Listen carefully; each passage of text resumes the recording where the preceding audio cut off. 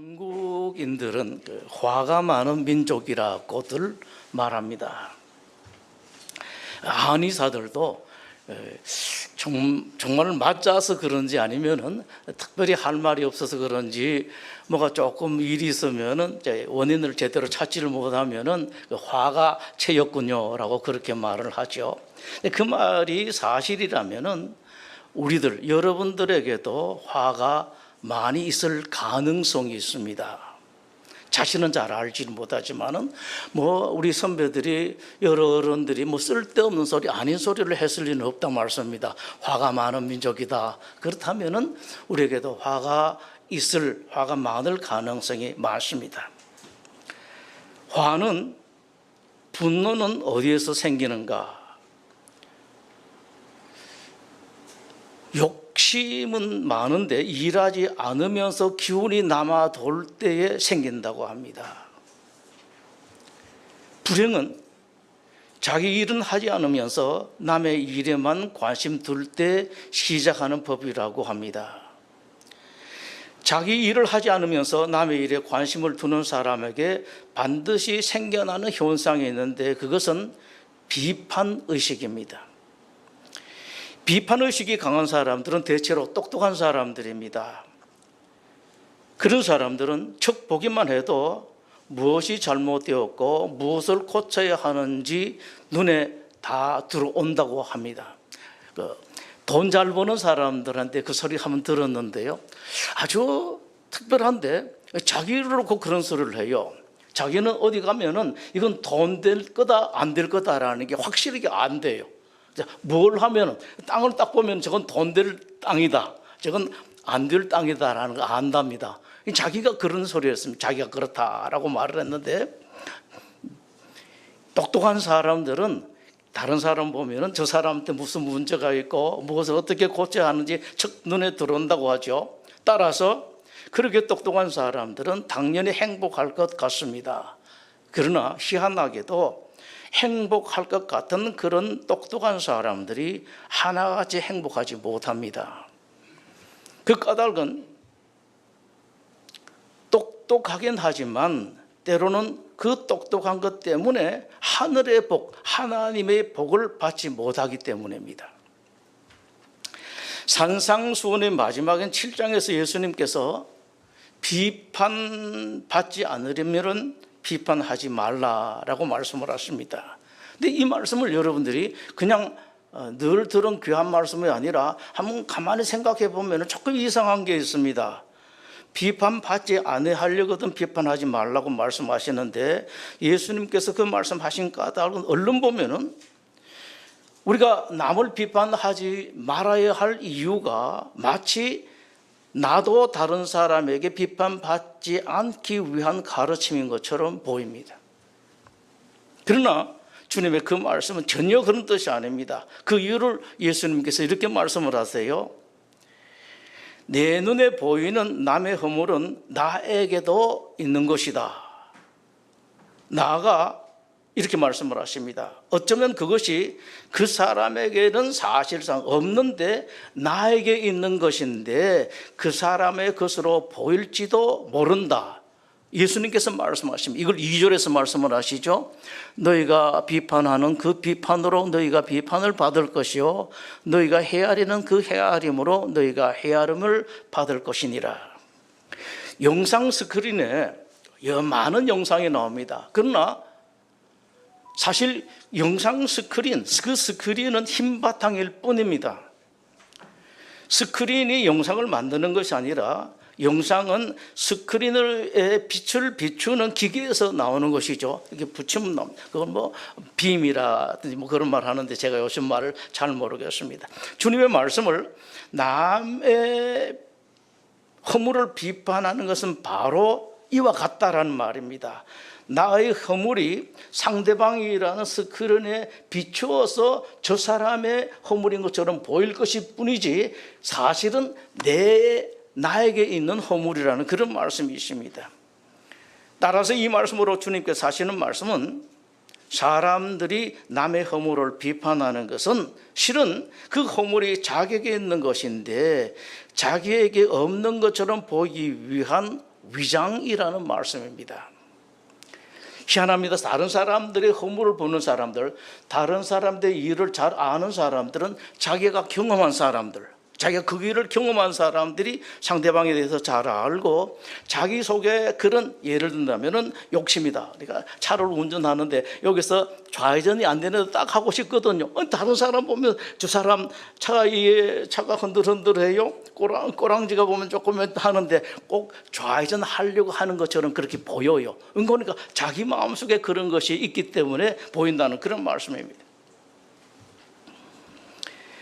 그 때문에 주님께서는 남을 비판하는 사람을 외식하는 자다라고 말씀을 하십니다. 5절 보시면은 외식하는 자여라고 그렇게 말씀을 하시죠. 외식하는 자여. 속하고 겉하고 달리 바깥을 꾸민다라는 그런 말씀입니다. 예수님 말씀을 하십니다. 너의 눈에 다른 사람에게 비판할 만한 허물이 보이면 얼른 알아라. 그 허물이 그 사람의 허물이 아니라 너의 허물인 줄을 알라라고 말씀을 하십니다. 너의 허물을 감추기 위해서 괜히 애꿎은 사람 보고 이렇다 저렇다 비판하지 말고 속히 너 자신의 허물을 고쳐라 라고 예수님께서 말씀을 하세요. 3절 보실까요? 어찌하여 형제의 눈 속에 있는 티는 보고 내 눈 속에 있는 들보는 깨닫지 못하느냐. 보라, 내 눈 속에 있는 들보가 있는데 어찌하여 형제에게 말하기를 나로 내 눈 속에 있는 티를 빼게 하라 하겠느냐. 정확하게 그 말씀이죠. 그러면서 5절에서 말씀을 하세요. 먼저 내 눈 속에서 들보를 빼어라. 다른 사람들에게 있는 요만한 티끌을 찾아내서 뽑으려고 할 게 아니라 너의 마음속에 있는, 너의 눈 속에 있는 이런 큼직한 들보를 빼라라고 예수님께서 말씀을 하십니다. 이어서 말씀하시는 것이 기독교의 그 유명한 황금 룰입니다. The 골든 룰이라고 말하죠. 아주 위대한 말씀입니다. 12절의 말씀이죠. 그러므로 무엇이든지 남에게 대접을 받고자 하는 대로 너희도 남을 대접하라. 이것이 율법이요 선지자니라 라고 말씀합니다. 그런데 이 말씀도 얼른 보면 우리가 오해할 수가 있습니다. 우리가 다른 사람을 대접하는 것이 마치 내가 대접받기 위해서 다른 사람을 대접한다라는 걸로 오해받을 수가 있죠. 성경에는 이런 부분이 상당히 많아요. 그래서 여러분들이 성경을 보실 때에 제대로 보셔야 돼요. 그래서 목사가 필요하고 때로는 여러분들이 이 사람 저 사람의 책을 봐야 되는데 성경 읽는 것은 좋습니다만은 많이 읽는 것은 참 좋습니다. 그저 좋긴 좋습니다. 그런데 그것만 가지고 그냥 완전하게 좋은 것은 아니라는 것을 여러분들이 아셔야 돼요. 내용을 아셔야 됩니다. 오해할 수 있는 말씀이 오늘 본문에도 또 있죠. 7절 보시면은 구하라 그리하면 너에게 주실 것이요 찾으라 찾아낼 것이다 두드리라 열릴 것인데 8절에 구하는 이마다 구하는 모든 사람들이 받을 것이요 찾는 모든 이들은 찾아낼 것이고 두드리는 모든 이들에게 열릴 것이니라 라고 말씀을 하셨는데 자 여러분 정직하게 한번 생각해 보시죠. 예수님께서 이 말씀을 하셨는데 여러분 구하니까 그냥 구할 때마다 여러분 받으셨던가요? 찾을 때마다 찾으셨던가요? 문을 두드릴 때마다 그 문이 열렸던가요? 여러분들에게? 아니죠. 그렇지는 않습니다. 그럴 때도 있었습니다만 어쩌면 거의 대부분이 그렇지 않았습니다. 그러면 이 말씀은 무슨 말씀인가? 이 말씀들, 예수님의 말씀들을 제대로 이해하기 위한 관건은 여러분의 시선이에요. 여러분의 시선을 어디에 둘 것인가? 예수님은 지금 그것을 말씀을 하십니다. 우리는 자꾸 계산적이에요. 그래서 나에게 시선을 두게 됩니다. 나하고 무슨 관계가 있나? 나에게 어떤 이해관계가 있나? 나한테 득이 될까? 손해가 될까? 두는데 예수님 말씀 그게 아니에요. 우리에게 두는 것이 아니라 우리에서 무엇을 받는 것에 두는 것이 아니고 우리가 무엇을 얻는 것에 하는 것이 우리 문에 열리는 것에 시선을 두는 것이 아니라 그렇게 하면 이 말씀을 이해를 못해요. 어떻게 하면 내가 받을 수 있는가? 내가 안 먹고 안 자고 죽을 작정하고 매달려서 구하면 응답 받을 수 있는가? 여기에 관심을 두면은 예수님 이 말씀을 이해를 하지를 못합니다. 전혀 예수님 말씀은 틀린 것으로 보게 됩니다. 그럼 예수님 말씀 무엇인가 하니까 여러분의 시선을 하나님께 두라는 그런 말씀이십니다. 아주 중요한 말씀인데 기독교 교인들이 이 문제를 제대로 해결하지 못해요. 그래서 기독교가 재미가 없고 답답하고 하나님은 보면은 가끔씩 보면 엉뚱한 말씀 하시는 것 같습니다. 하나님께 들어. 어떤 하나님입니까? 우리의 하나님은 어떤 하나님인가? 우리 하나님은 우리의 모든 문제를 얼마든지 해결할 수 있는 그런 하나님, 우리가 구하고 찾는 것을 모르시는 하나님이 아니라, 못 들으시는 하나님이 아니라 다 들으시고 다 알고 얼마든지 응답하실 수 있는 이 하나님께, 우리 하나님은 그런 하나님이라는데 우리 시선을 두라는 그런 말씀이십니다. 9절입니다. 너희 중에 누가 아들이 떡을 달라 하는데 돌을 주며 생선을 달라 하는데 뱀을 줄 사람이 있겠느냐. 근데 우리 인생의 아버지가 그렇다면 우리 하나님은 어떻게 하겠느냐라는 말씀입니다. 너희가 악한 자라도 좋은 것으로 자식에게 줄 알거든 하물며 하늘에 계신 너희 아버지, 우리를 위해서 십자가에 죽으셔서 그 고통을 당하고 수모를 당하고 죽으신 그런 하나님, 그런 하나님이라면 구하는 자에게 좋은 것으로 주시지 않겠, 얼마나 좋은 것으로 주시겠느냐, 그런 하나님이라는 말씀입니다. 자, 여러분 이쯤에서 한번 생각을 해보시죠. 여러분들이 하나님은 이런 하나님인지 여러분들이 믿고 알고 계십니까? 이건 상당히 중요한 문제인데 여기에 따라서 내 신앙의 모습이 달라져요. 힘이 달라지게 됩니다. 소위 말하면 요가하는 사람들이, 요가 강사들이 그렇게 하죠. 요가를 이렇게 하면은 어디 힘이 좋아진다고요? 코와 근육이 좋아진다고 하죠. 속에 가장 깊숙하게. 그래서 여러 사람들 그 말을 해요. 요가 오래 한 사람들은 속 근육이, 속에 힘이 있다라고 말하는데 이걸 알게 되면 신앙의 깊은 데에 힘이 생겨나간다. 아, 이것이 신앙이구나. 내가 정말로 믿어도 정말 잘 믿었다라는 생각이 들고, 뭐 하나 인간적으로 말해서 계산적으로 봐도 내가 잘못 믿었구나라는 이런 생각이 들지를 않습니다. 알지를 못하기 때문에 발이 무겁고 교회 갈 때 힘이 들기도 하고, 어떨 때 보면은 주일날이 하나의 부담으로, 내가 하나님께 뭘 바치는 것도 부담으로 다가올 수가 있습니다. 이걸 모르기 때문에 그렇습니다. 하나님께 시선으로 들으면은 완전히 달라져요. 자, 이 황금률의 핵심이 바로 여기에 나오고 있습니다. 예수님께서 기독교 신자들에게 말씀을 하십니다. 그런 하나님, 우리 모든 것을 듣고 알고 응답하시, 어떻게 하면 더 좋은 것을 줄까라고 늘 걱정하시면서 오히려 우리가 구하기 전에 저 사람에게, 저 아이에게 필요한 것이 무엇인가를 늘 고민하시는 그런 하나님이 우리 하나님이라면은, 그런 하나님을 모시고 사는 기독교인들이라면은 어떻게 살아야 되겠는가? 이게 황금률의 핵심이에요.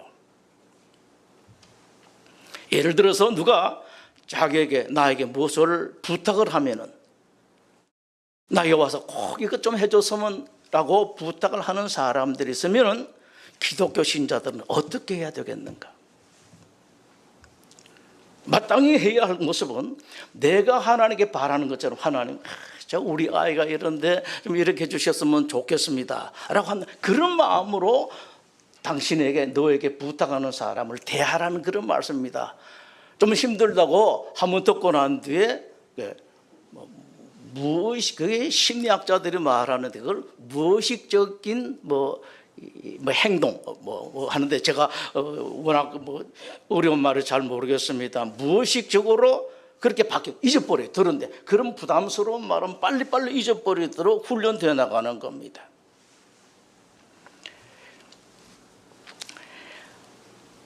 부탁을 들으면은 내가 하나님께 부탁한 것처럼, 내가 부탁을 했을 때, 내가 기도하고 간구했을 때 하나님께서 응답해 주셨으면 하는 바람이 있는 것처럼, 나도 그 사람의 부탁을 잊어버리지 말고 기억을 하고 있다가 내가 도와주기 위해서 모든 노력을 다해야 하는 사람들이 바로 기독교 신자들이 아니냐라는 겁니다. 나는 하나님께 그렇게 바라면서, 만약 하나님께서 나에게 보낸 그 사람들이 부탁할 때에 외면한다면은 이런 사람 정말로 기독교인들인가? 자, 여기서 중요한 문제가 나와요. 내가 대접받고 싶은 대로 다른 사람을 대접하는 것이 이런 하나님을 모신 사람들이 아니겠느냐. 주님 말씀은 자, 이렇게 이어집니다. 그럼에도 불구하고 남에게 주기를 남에게 대접하기를 싫어하는 사람들이라면은 그런 사람은 자기도 하나님으로부터, 즉 나로부터 대접받을 자격이 있겠느냐? 나에게 구할 자격이 있겠느냐?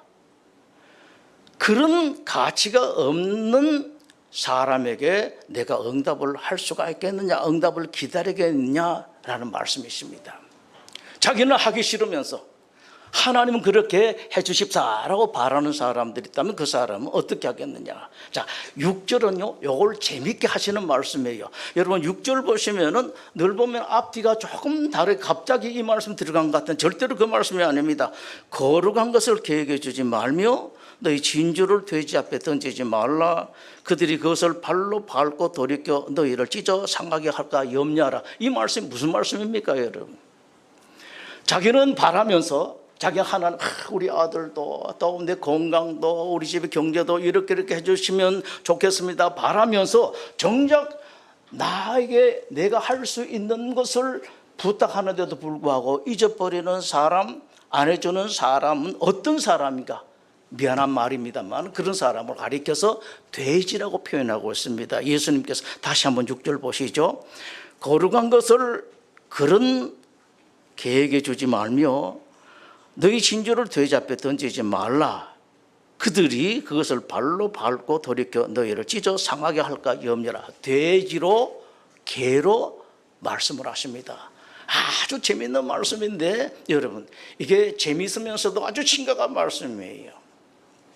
여러분들이 이걸 다 넘어가시면 참 좋겠습니다. 자기의 모든 가치는 자기가 만듭니다. 하나님께로부터 사랑받을 가치, 하나님께로부터 응답받을 가치, 내가 다른 사람의 사랑을 받는 것도. 조금 더 구체적으로 말해 볼까요? 여성들은, 아내들은 아무리 잘나도 남편의 사랑을 받아야 돼요. 아무리 똑똑해도. 남편보다 훨씬 똑똑하고 사회적으로 더 지위가 높고 돈을 많이 버는 여성이라 할지라도, 그러나 여성의 행복은 남편의 사랑을 받는 데에 행복이 있습니다. 그런 남편의 사랑을 받고 싶은데, 그러나 아무나 받는 게 아니거든. 그런 사랑받는 것도 여러분, 내가 뭐 잘해서 남편의 사랑받는 게 아니라 하나님이 그 남편에게 아내를 사랑하도록 만든다. 이 말씀 믿으십니까, 여러분? 기독교 신자라면 이걸 믿는 것이죠. 그냥 하는 것이 아니라 내가 뭘 잘못해서 남편에게 사랑을 받지를 못할까? 내가 뭘 잘못해서 부하들한테 인정을 받지를 못하고 존경을 받지를 못하는가? 물론 잘해야 되겠죠. 근데 기독교 신자 알아야 돼요. 이것마저도 하나님께서 하신다는 사실입니다. 그럴 가치가 있는 사람에게 하나님 그렇게 하세요. 그러니까 내가 노력하는 건 참 좋습니다. 궁극적으로 아실 것은 하나님께 이 모든 은혜로 내려주셔야지 가능하다라는 그런 말씀이에요. 자, 그렇다면은 그럴 만한 가치가 있는 사람이라는 것을 하나님께서는 무엇으로 판단하시는가? 하나님 어떤 사람을 그런 가치가 있는 사람이라고 보시고 응답도 하시고 문도 열어주시고 대답도 하시고 벌떡 일어서시는가? 제가 이 말씀을 하면서 그 스데반을 생각하면은 참 그렇습니다. 스데반이 마지막 죽죠. 돌에 맞아서 죽는데 그 성경에는 뭐라고 써 있습니까?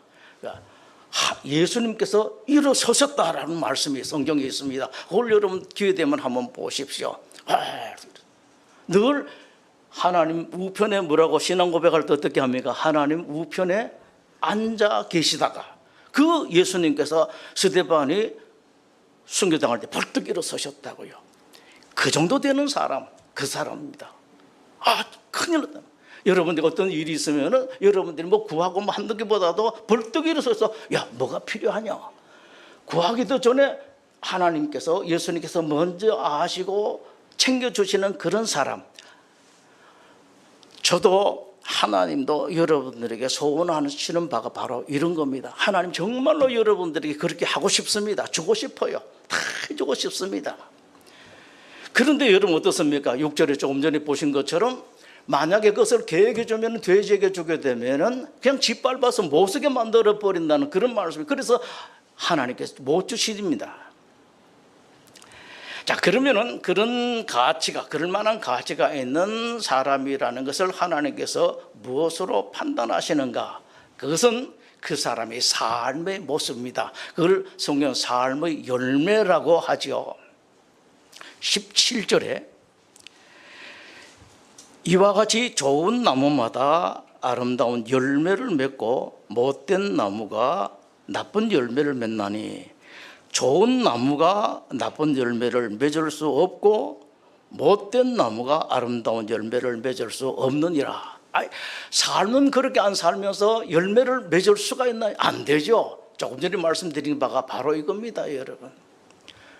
산대로 열매가 맺는데 이걸 누가 하는가? 하나님께서 하십니다. 그렇게 산대로 다 열매를 맺게 해주신다는 말씀 20절에도 그러므로 그들의 열매로 그들을 알리라 라고 말씀합니다. 열매 가지고. 자, 여기서 산상수훈의 가장 중요한 클라이스 막스입니다. 이제 산상수훈이 7장으로 끝나죠. 기독교 신자들이 자기 가치를 인정받는 삶의 열매는 무엇인가? 어떻게 하면은 삶의 열매가 좋다고 귀한 것이라고 하나님께 판단하시는가? 말 잘하는 데 있는 것이 아니다라는 것을 여러분 잘 아시죠? 멋진 신앙의 모습도 아닙니다. 그런 것으로는 기독교 신자들에게 있어서 가장 기본적이고 궁극적인 선물인 천국에도 들어갈 수 없습니다. 말 잘하는 것, 좋은 신앙의 모습 가지고 이건 아니에요. 21절에 나더러 주여 주여 하는 자마다 천국에 들어갈 것이 아니다라고 말씀을 하시죠. 하나 더 있습니다. 종교적 능력 있죠. 어떤 사람 기도도 참 잘하는 것 같고 심지어 어떤 사람 보면은 뭐 이런 문제도 잘 풀려서 마치 하나님께 그 사람 되게 챙겨주는 것 같습니다. 그런 성과도 아니에요. 삶의 열매가 아닙니다. 예수님께서 분명하게 말씀을 하시죠. 주님의 이름으로 대단한 선지자 노릇했다고 하는 것, 이것도 아닙니다. 주님의 말씀으로 귀신 쫓아내었다고, 그런 능력도 삶의 열매가 아니라고 예수님께서 직접 말씀하셨습니다. 22절 그날에 많은 사람이 나더러 이르되 주여 주여 우리가 주의 이름으로 선지자 노릇하며 주의 이름으로 귀신을 쫓아내며 주의 이름으로 많은 권능을 행하지 아니하였나이까 하리니 그때에 내가 그들에게 밝히 말하되 내가 하나님 판단하십니다. 내가 너희를 도무지 알지 못하니 불법을 행하는 자들아 내게서 떠나가라 라고 말씀을 하십니다. 불법일 가능성이 그건 아니다라는 말씀입니다. 자, 참 중요하죠, 여러분. 우리가 볼 때에 대단한 능력이 있는 사람이다. 예를 들어 목사라면은 말씀도 뭐 좋고 뭐 하는데 예수님께서, 그래서 어떤 옛날에 그런 사람이었죠. 조용기 목사님이 이제 돌아가셨는데 살아 계실 때 그런 소리, 자기가 천국에 가봤는데 갔는데 자기가 모시는 조용기 목사님이 안 보이더래요. 앞만 찾아도 천국에 없더래요. 옛날에 그런 말로 그걸 조용기 목사님 자기 입으로 직접 그런 이야기를 했었습니다. 신자가 그러더라. 그럴지도 모른다. 참 그 어른이에요, 그분요. 참된 기독교 신자의 증거인 삶의 열매, 그것은 예수님 말씀대로 살아가는 거예요. 조금 무직스럽고 어떨 때 보면은 조금 더 이게 좀 현실적으로 현대적으로 해석하지라는 말을 할 수가 있는데, 여러분 차라리 그렇게 하다가 실패하는 것보다는 우직하게 성경 말씀대로 살아가는 이것을 삶의 열매라고 말씀합니다. 21절 나더러 주여 주여 하는 자마다 천국에 들어갈 것이 아니요 다만 하늘에 계신 내 아버지 뜻대로 행하는 자라야 들어가리라. 하나님의 뜻은 뭡니까? 성경에 있죠. 성경 말씀대로 살아가는데 여러분 너무 지혜롭게 성경을 해석하려고 하지 마십시오.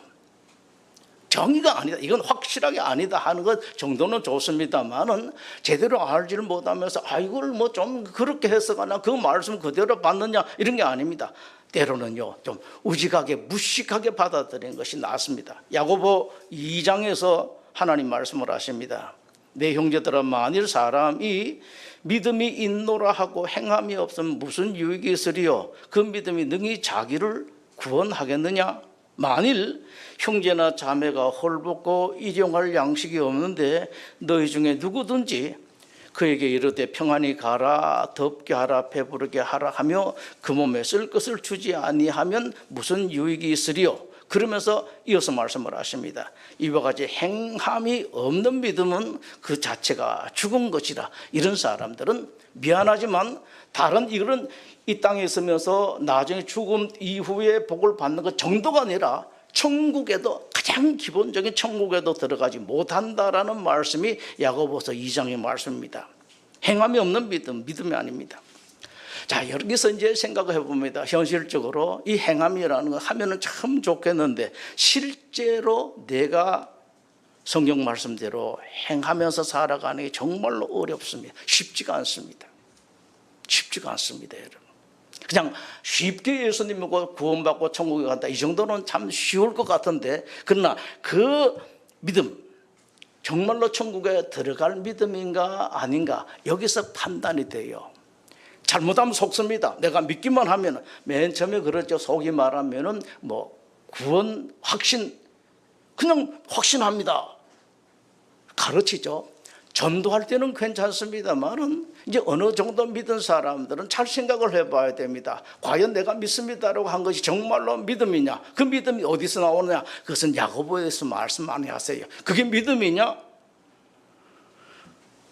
돈 필요한 사람, 급한 사람, 자식 이것 때문에 병원에도 못 가고 학교도 못 가고 등록금도 못 대고 절절 매는 사람에게 다 해주지는 못한다 하더라도 외면하고 나도 급한데 하는 이런 사람들이 정말로 믿음이 있는 사람이냐? 말씀을 하십니다. 쉽지가 않습니다, 여러분. 그래서 그 길을, 그 삶의 열매가 있는 삶이 있는 그 길을 뭐라고 말씀하십니까? 좁은 문, 좁은 길이라고 말씀을 하세요. 어렵습니다. 쉽지가 않습니다. 너무 기독교가 싸구려 복음이 되어가지고 한 사람이 더 끌어들이려고 하다가 보니까, 그래서 성경에 가끔씩 보면 나오죠. 요한계시록에 몇 명이라고 나오던가요? 숫자가 정확하게 나오는데 우리가 알고 있는 그 숫자인지 아닌지는 분명하지는 않습니다만은 성경에 분명하게 그 숫자가 나와 있어요. 얼마라고요? 14만 4천 명이라고 말하죠. 어떤 숫자인지 모릅니다만은 우리가 조금 더 심각하게 생각해야 될 것은 의외로 구원받은 사람 적다란, 수십억인데 이미 간 사람들도 있는데 14만 4천 명이라고 성경은 말씀을 하고 있습니다. 단지 하나 이거 아시면 됩니다. 그게 어떤 숫자인지 생각하지 않지만 제대로 믿는 사람이 그렇게 많지 않다라는 것 여러분들 아십니다. 그래서 주님께서 마지막으로 말씀을 하시죠. 진정한 기독교 신자라면은 힘들고 어렵고 정말로 하기가 쉽지 않은 그 문으로 들어가라. 13절입니다. 좁은 문으로 들어가라. 멸망으로 인도하는 문은 크고 그 길이 넓어 그리로 들어가는 자가 많고 생명으로 인도하는 문은 좁고 길이 협착하여 찾는 자가 적음이라. 기도하겠습니다.